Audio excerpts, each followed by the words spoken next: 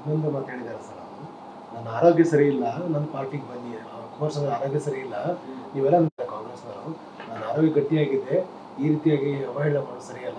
ನಾವು ಯಾರನ್ನು ಎಲ್ಲಾರು ಪತ್ರಿಕೆಯಲ್ಲಿ ಅವ್ರ ಆರೋಗ್ಯ ಸರಿ ಇಲ್ಲ ನಮ್ಮ ಪಾರ್ಟಿಗೆ ಬನ್ನಿ ಅಂತ ಎಲ್ಲೂ ಕರೆದಿಲ್ಲ.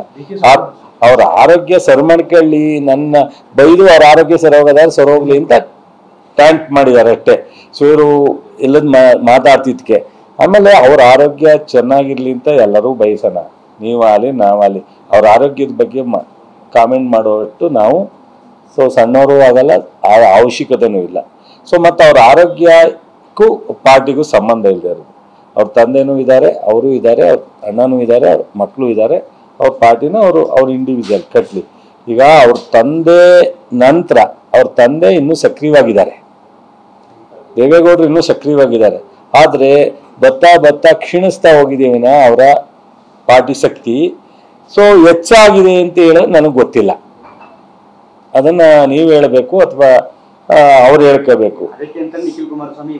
ಸೊ ಆಯ್ತು, ನಿಖಿಲ್ ಕುಮಾರಸ್ವಾಮಿ ಲೀಡರ್ಶಿಪ್ನಲ್ಲಿ ಈ ರಾಜ್ಯದಲ್ಲಿ ಪಾರ್ಟಿ ಕಟ್ತೀವಿ ಅಂದ್ರೆ ನಾವ್ಯಾಕೆ ಬೇಡ ಅಂತ ಅನ್ಬೇಕು. ಕಟ್ಲಿ ಅವರು ನಿಖಿಲ್ ಕುಮಾರಸ್ವಾಮಿ ನಾಯಕತ್ವದಲ್ಲಿ ಕಟ್ತಾರೋ, ಕುಮಾರಸ್ವಾಮಿ ನಾಯಕತ್ವದಲ್ಲಿ ಕಟ್ತಾರೋ, ಪ್ರಜ್ವಲ್ ಕುಮಾರ್ ರೇವಣ್ಣನ ನಾಯಕತ್ವದಲ್ಲಿ ಕಟ್ತಾರೋ, ಸೂರಜ್ ನಾಯಕತ್ವದಲ್ಲಿ ಕಟ್ತಾರೋ, ಅದು ಅವರು ರೇವಣ್ಣರ ನಾಯಕತ್ವದಲ್ಲಿ ಕಟ್ತಾರೋ ಅವ್ರಿಗೆ ಬಿಟ್ಟು ವಿಚಾರ. ಅವ್ರ ಪಕ್ಷ ಅದು ಒಂದು ಸೀಮಿತವಾಗಿರೋದು, ಅವ್ರ ಕುಟುಂಬದ ತೀರ್ಮಾನ ಅಲ್ಟಿಮೇಟ್ ಅನ್ನೋದು ಎಲ್ರಿಗೂ ಗೊತ್ತಿರೋ ವಿಚಾರ. ಅಲ್ಲಿ ಈಗ ಕಾಂಗ್ರೆಸ್ ಥರ BJP ಥರ ನ್ಯಾಷನಲಲ್ಲಿ ತೀರ್ಮಾನ ತಗೊಳ್ಳೋದು, ಸ್ಟೇಟಲ್ಲಿ ತೀರ್ಮಾನ ತಗೊಳ್ತಕ್ಕಂಥ ಪ್ರಶ್ನೆ ಇಲ್ಲ. ಅವರು ಸಂಪೂರ್ಣವಾಗಿ ಅವರ ಕುಟುಂಬದ ಒಂದು ಇನ್ಫ್ಲೂಯೆನ್ಸ್ನಲ್ಲಿ ಇರ್ತಕ್ಕಂಥ ಒಂದು ಪಕ್ಷ. ಅಲ್ಲಿ ಇರ್ತಕ್ಕಂಥ ಎಲ್ಲ MLAಗಳಿರ್ಬೋದು, ಪಕ್ಷದ ಕಾರ್ಯಕರ್ತರಿರ್ಬೋದು, ಅವ್ರ ಕುಟುಂಬದ ವಿಚಾರದಲ್ಲಿ ಅವರು ಅಕ್ಸೆಪ್ಟ್ ಮಾಡ್ಕೊಂಡು ಇರ್ತಕ್ಕಂಥವ್ರೇ ವಿನ ಸೊ ಅದರಲ್ಲಿ ಬೇರೆ ಏನಿಲ್ಲ, ಅವ್ರು ಮಾಡ್ಕೊಳ್ಳಿ. ಬಟ್ ಇಲ್ಲಿ ಒಂದು ಕುಮಾರಸ್ವಾಮಿಯವರು ಕಾಂಗ್ರೆಸ್ಸನ್ನ ಟೀಕೆ ಮಾಡ್ತಕ್ಕಂಥ ಯಾವುದೇ ನೈತಿಕ ಹಕ್ಕಿಲ್ಲ. ಒಂದು ಅವರು ಯಡಿಯೂರಪ್ಪ ಬೊಮ್ಮಾಯಿಯವರು ಮಾಡಿದಂಥ 5 ವರ್ಷದ, ಈಗ ನಾವು 5 ಗ್ಯಾರಂಟಿ ಕೊಟ್ಟಿದ್ದೀವಿ, ಆ ಥರದ್ದು ಯಾವ್ದಾರ ಒಂದು ಗ್ಯಾರಂಟಿ ಕೊಡ್ಲಿಕ್ಕೆ ಆಗಿಲ್ಲ ಅವ್ರ ಕೈಲಿ. ಅವರು ₹5 ಹಾಲಿಗೆ ಸಬ್ಸಿಡಿ ಮಾಡಿದ್ದು 600 ಕೋಟಿ ಬ್ಯಾಲೆನ್ಸ್ ಇತ್ತು ಬಸವರಾಜ ಬೊಮ್ಮಾಯಿ ಟರ್ಮ್ ಮುಗಿಸಿದಾಗ. ಕುಮಾರಸ್ವಾಮಿಯವರು ಏನು ಸಾಲ ಮನ್ನಾ ಮಾಡಿದ್ರು ಅದರದ್ದು ಬಹುಶಃ ನಾನು ನಿಖರವಾಗಿಲ್ಲ, ಇನ್ನೂ 8,000 ಕೋಟಿ ಬ್ಯಾಲೆನ್ಸ್ ಇರಬೇಕು ಅಂತ ಕಾಣುತ್ತೆ. 10-15 ಸಾವಿರ ಕೋಟಿ ಅವ್ರು ಏನು ಮಾಡಿದ್ರು ಅದು ಬ್ಯಾಲೆನ್ಸ್ ಇತ್ತು. ಈಗ ನಮ್ಮ ಸಿದ್ದರಾಮಯ್ಯನವರು ಏನು ಅನೌನ್ಸ್ ಮಾಡ್ತಾರೆ ಅದನ್ನು ನಾವು ಆ ಇಯರೇ ಫೈನಾನ್ಷಿಯಲಿ ನಾವು ಕ್ಲಿಯರ್ ಮಾಡ್ತಾ ಇದ್ದೀವಿ. ಮುಂದೆನೂ ಅದೇ ಥರ ನಮ್ಮ ಫೈನಾನ್ಷಿಯಲಿ ನಮ್ಮ ಮುಖ್ಯಮಂತ್ರಿಗಳು ಮಾಡ್ಕೊಂಡು ಹೋಗ್ತಾರೆ.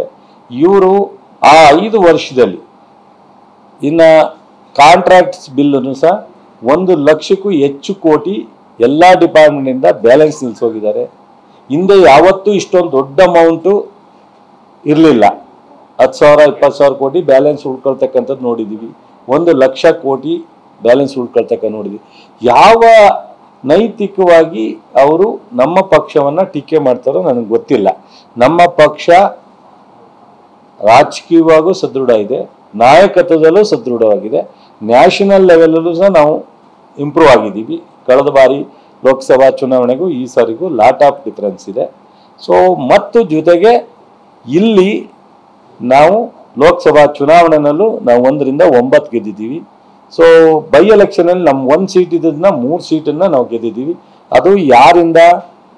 ಸ್ವಂತ ದೇವೇಗೌಡರು ಯಾವಾಗ 94ರಲ್ಲಿ ಹೋಗಿ ರಾಮನಗರ ಜಿಲ್ಲೆನಲ್ಲಿ ಪಾದಾರ್ಪಣೆ ಮಾಡಿದ್ರು ಅವತ್ತಿಂದ ಇವತ್ತವರೆಗೂ ರಾಮನಗರ ಜಿಲ್ಲೆ 50%ಗಿಂತ ಜಾಸ್ತಿ ಅವರು ಶಕ್ತಿ ಇತ್ತು. ಅಲ್ಲಿ ಇವಾಗ 0 ಲೆವೆಲ್ಗೆ ಬಂದಿದೆ. ಅವರೇ ಸ್ವತಃ ನಿಂತ್ಕೊಂಡು ಗೆದ್ದಿದ್ದಂಥ ಕ್ಷೇತ್ರದಲ್ಲಿ ತಮ್ಮ ಮಗನ್ನ ಗೆಲ್ಲಿಸ್ಕೊಳ್ಳೋಕೆ ಆಗದೆ ಇರುವಂಥ ಪರಿಸ್ಥಿತಿನಲ್ಲಿ ಅವರು ಇವತ್ತಿದ್ದಾರೆ.